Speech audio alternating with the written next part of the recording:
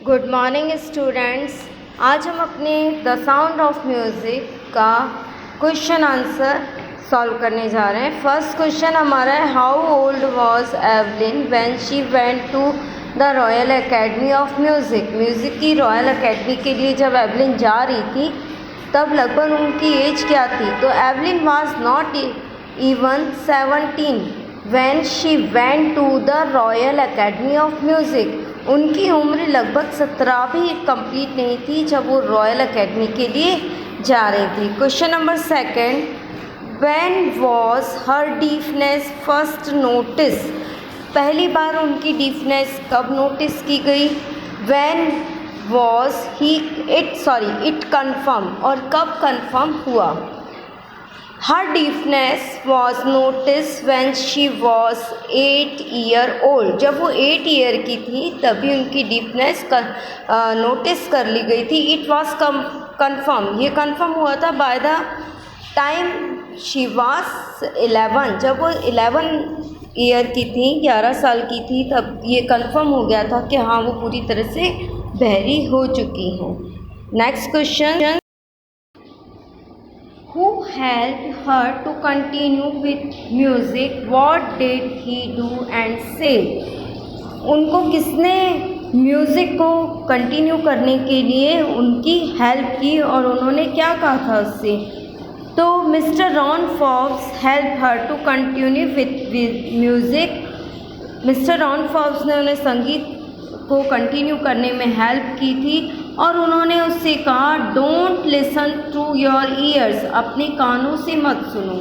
Try to sense it some other way, कुछ दूसरी तरीक़ों से म्यूज़िक को समझने की कोशिश करो।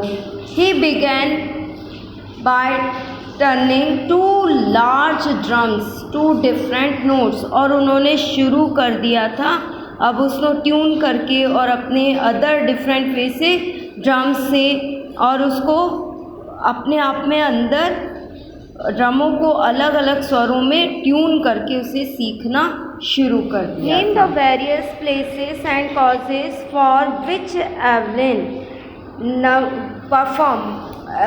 एवलिन वो कौन कौन सी प्लेसेस थी जहाँ एवलिन परफॉर्म किया करती थी और क्यों।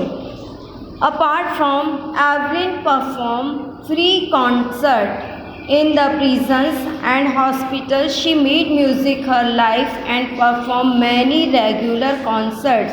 रेगुलर कॉन्सर्ट करने के साथ साथ एवलिन जो थी वो प्रिजन्स और हॉस्पिटल में फ्री कॉन्सर्ट किया करती थी और उन्होंने म्यूज़िक के लिए यंग लोगों को भी जो है वो आगे बढ़ाने के लिए काफ़ी कॉन्सर्ट्स किए थे।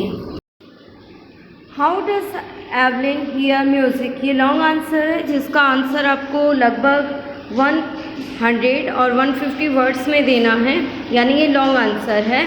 आप इसको ठीक से समझिए और फिर अपने तरीके से भी आप इस आंसर को लिख सकते हैं। Evelyn become deaf by the time she was 11, मतलब हमें ये बताना है कि एवलिन किस तरह से डीप हुई थी और किस एज में डीप हुई थी, उनके बाद उनकी मदद किसने की और उन्होंने किस तरह से रियलाइज़ किया she could feel higher drum for waist up and the lower one of the waist down. Forbes repeated the exercise and soon Evelyn discovered that she could sense certain notes, the different parts of her body। जब उनकी Ron Forbes ने जब help की तब उनको ये feel करने में, संगीत को फील करने में उन्होंने काफ़ी प्रैक्टिस की और धीरे धीरे वो अपने बॉडी के थ्रू संगीत को महसूस करने लगी और फील करने लगी।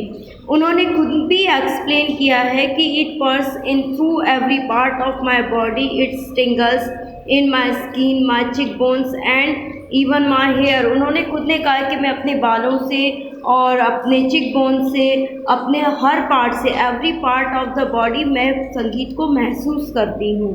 तो ये चीज़ें उन्होंने खुद ने एक्सप्लेन की थी और बताया था कि वो किस तरह से संगीत को महसूस करती है। जैसे कि जब वो जाइलोफोन बनाती है, when she played on the xylophone she could sense sound passing up the stick into her finger tips. उन्होंने खुद ने बताया कि जब वो जाइलोफोन को बजाती हैं या प्ले करती हैं उस समय वो महसूस करती है कि उनके स्टिक के थ्रू उनका जो म्यूज़िक है वो उनकी पूरी बॉडी से होकर के गुजर रहा है। इवन वो जब परफॉर्म करती थी तो बेयरफुट करती थी, यानी बिना शूज़ पहने वो स्टेज को रिप्रेजेंट करती थी, जिससे कि वो अपनी पूरी बॉडी में संगीत को महसूस कर सकें। तो आपको यह आंसर इसी तरीके से लिखना है बेटा, और आप इन सारे नोट्स की कॉपी बनाएंगे और कॉपी में नोट करेंगे, क्योंकि स्कूल में कॉपी चेक होंगी। Now thank you students.